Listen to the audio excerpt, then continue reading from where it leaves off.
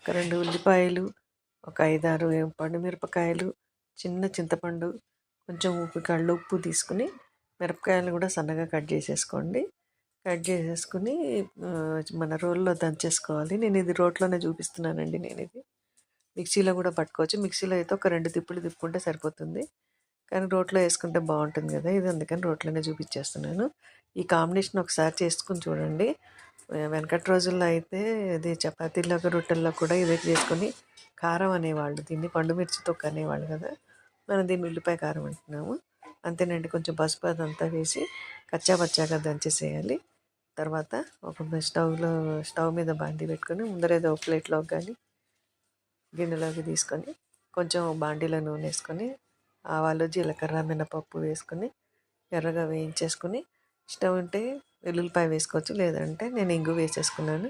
కొద్దిగా కరివేపాకు వేసేసుకుని అంతే. ఈ నూనెని, కాచిన నూనెని ఈ పచ్చడిలో వేసి కలిపేసుకోండి. రెడీ, మన ఉల్లిపాయ కారం రెడీ అయిపోయింది.